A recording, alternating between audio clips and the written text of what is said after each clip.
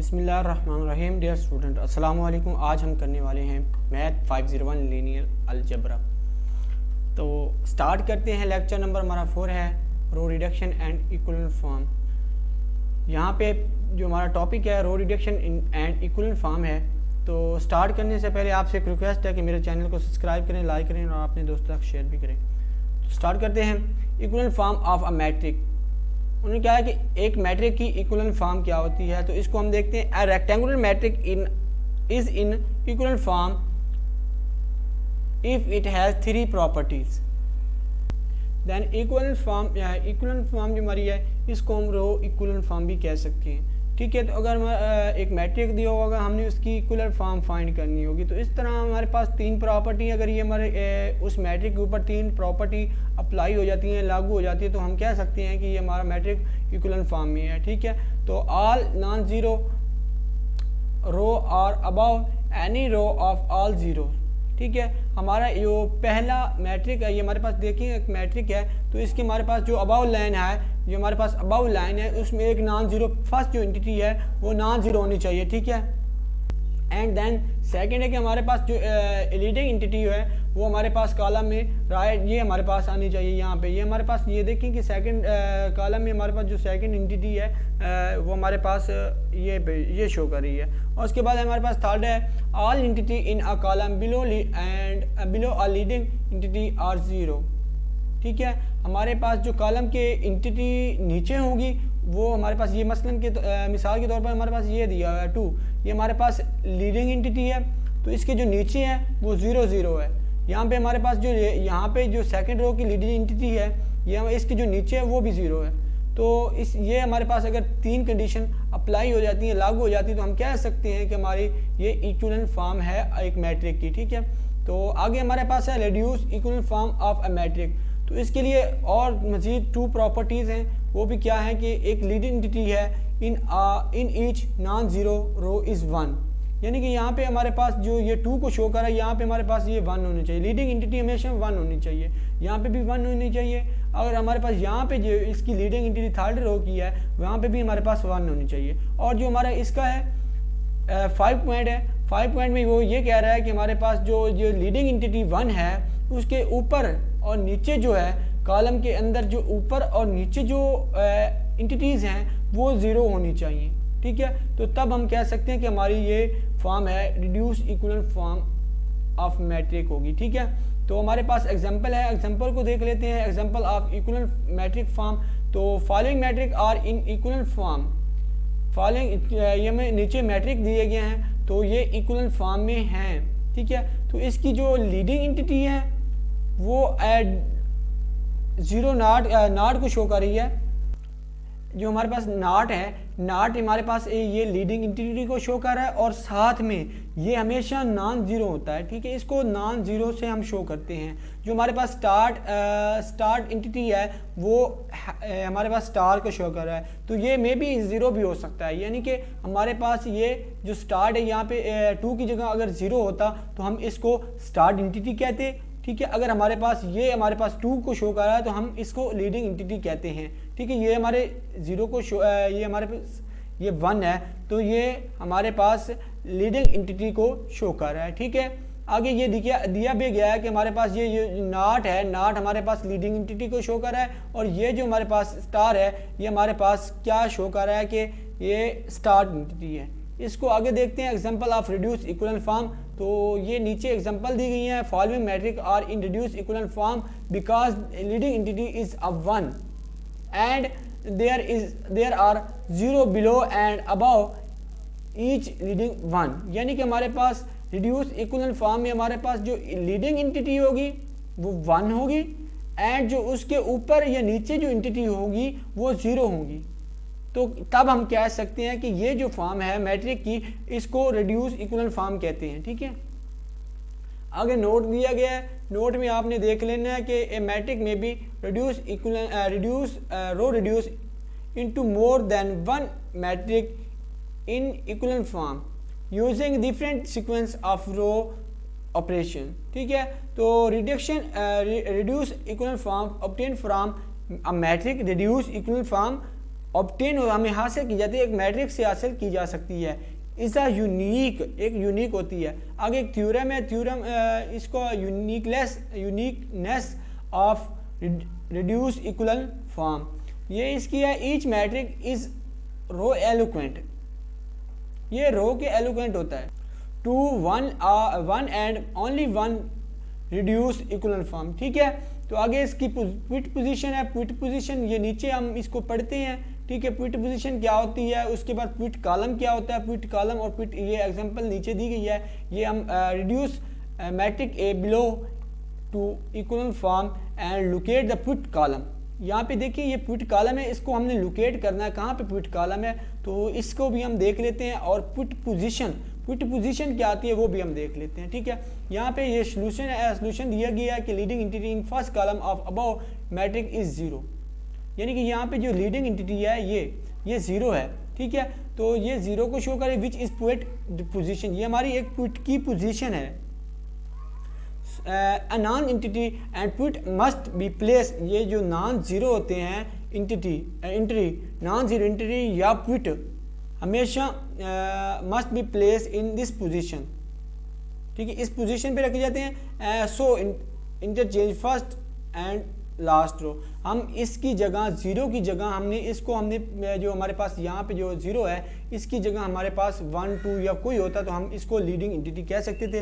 अगर हमारे पास जीरो है तो हम इसको लीडिंग एंटिटी नहीं कहेंगे, इसकी जगह हम इसको रिप्लेस करेंगे फर्स्ट रो को बाय लास्ट रो से। तो हम इसकी जब रिप्लेस करेंगे तो आगे मजीद all entity in column below leading entity should be zero, ठीक है। For this add one row 1 in row 2 and multiply row 1 by 2 and add in third row, यानी कि यहाँ पे उन्होंने फर्स्ट एंड सेकंड रो को ऐड करवाया, ठीक है। उसके बाद उन्होंने कहा है कि जो हमारे पास रो 1 है उसको मल्टीप्लाई करें और थर्ड में इसको ऐड कर दें, तो हमारे पास आगे इसका आंसर आता है। ये हमारे पास जो फर्स्ट रो की नीचे जो है ये फर्स्ट कंडीशन जो अप्लाई हो रही है, यानी कि इसमें रिड्यूस इक्वल फॉर्म बन रही है। अगर थोड़ा सा इसको मजीद देखेंगे तो ये इक्वल फॉर्म है हमारे पास, ये देखिए ये इसकी जी 1 है, इसके नीचे 0 0 आ रही है, ये 2 है, यहाँ इसके भी नीचे 0 0 आ रही है, तो ठीक है। इधर आगे हमारे पास 0 0 आ रही है। अब हमें इसको मजीद सॉल्व करना है, ठीक है। तो ये हमारे पास जो लास्ट रो है इसको हम चेंज कर देंगे थर्ड रो के साथ, यानी कि इंटरचेंज करेंगे हम इसका, ये थर्ड रो फोर्थ में कर देंगे और फोर्थ को थर्ड में कर देंगे, ठीक है। तो जब इसको चेंज करेंगे तो हमारे पास जनरल फॉर्म में इसकी लीडिंग एंटिटी होगी वो इस तरह की होगी, ठीक है। ये हमारे पास ये जो जीरो नॉट है ये 1 को शो कर रहा है, यानी कि ये एंटिटी लीडिंग एंटिटी को शो कर रहा है, ये जो खड़ा है, ठीक है।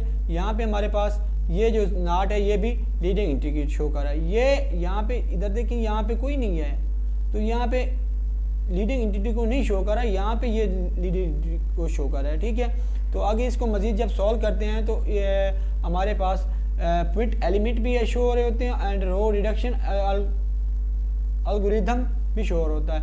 इसके लिए 4 स्टेप होते हैं और एक हमारे पास रिड्यूस इक्विवेलेंट फॉर्म के लिए स्टेप होता है। तो रिड्यूस इक्विवेलेंट हमारे पास आगे एग्जांपल है, इसको मजीद देखते हैं तो हमारे पास ये टॉपिक क्लियर हो जाएगा, ठीक है। अगर आपने ये टॉपिक क्लियर कर लिया तो हमारे पास ये लेक्चर क्लियर किया तो आपका जो थर्ड लेक्चर है वो भी अगर आपने नहीं पढ़ा तो आपका कंप्लीट हो जाएगा, ठीक है।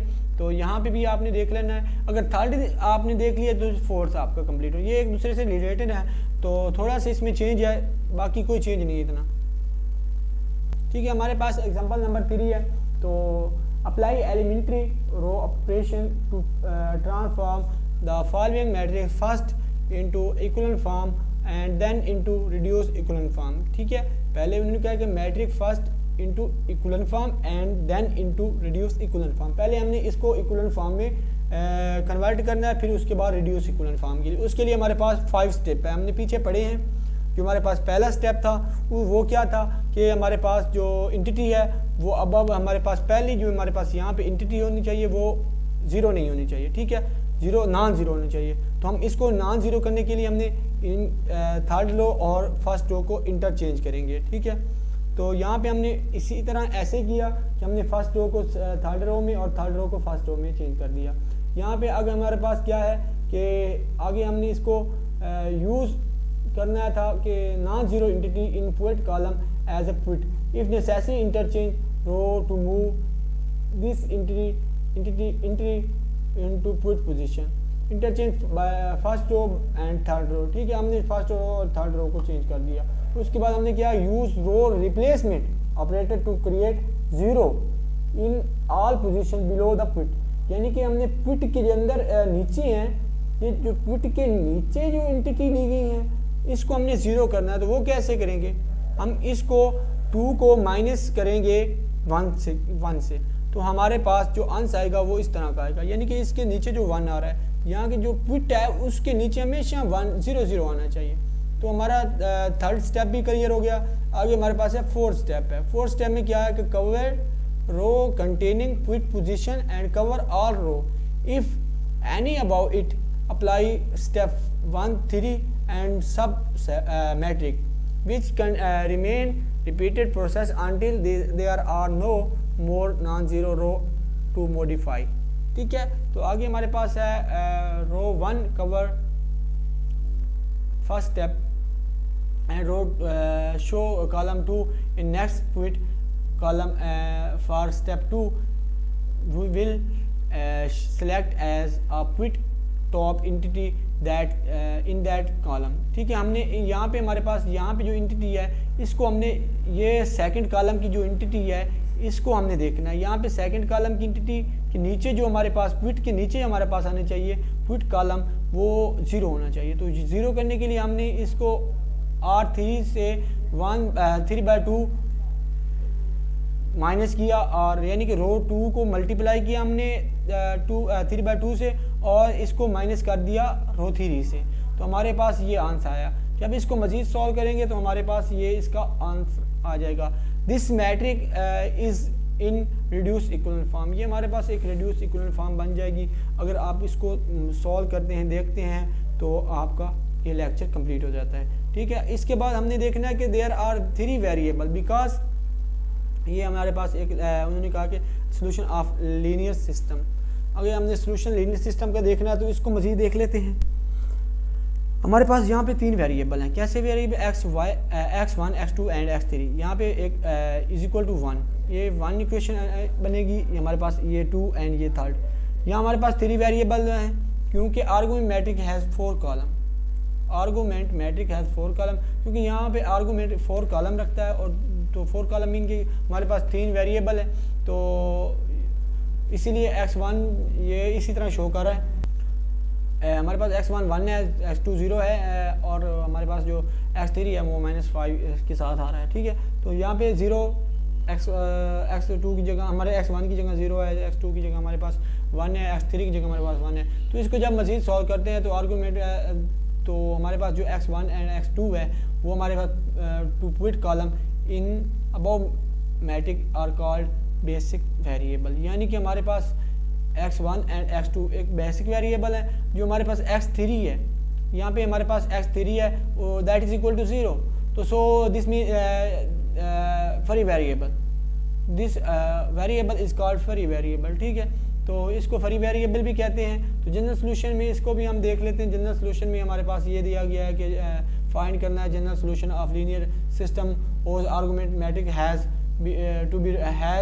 बी रिड्यूस टू, यानी कि हम इसको रिड्यूस करना है तो इसका जनरल सोल्यूशन भी फाइंड कर लेते हैं। हमारे पास पहले कुछ दिया हुआ है, इक्विवेलेंट फॉर्म दी हुई है मेरे ख्याल में, तो हमने इसका जनरल सोल्यूशन फाइंड करना है तो इसमें प्लस माइनस करेंगे। तो सिंबल ये जो हमारे पास सिंबल है before matrix indicate that matrix is row equivalent to proceeding matrix. ठीक है, प्रोसीडिंग मैट्रिक के लिए होता है।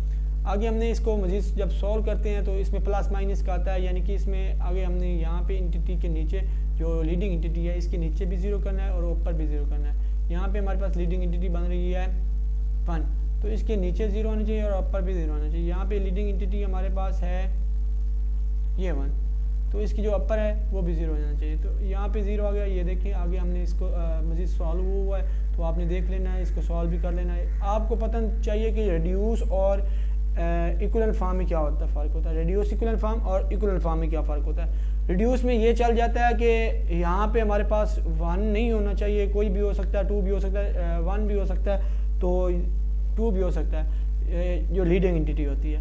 और उसके नीचे हमारे पास जो होगा, जो इंटिटी होगी वो 0 होनी चाहिए। ठीक है, और यहाँ पे रिड्यूस में 2 चीज़ों का इजाफा किया जाता है, यानी कि 2 चीज़ें ऐड की जाती हैं। यहाँ पे 1 होना चाहिए लीडिंग इंटिटी, और जो अपर और लोअर इसकी इंटिटी होगी वो 0 को शो कर रही होंगी, तो तब हमारे पास रिड्यूस बनेगा। ठीक है, तो एक्सरसाइज है, इसको आपने देख लेना है।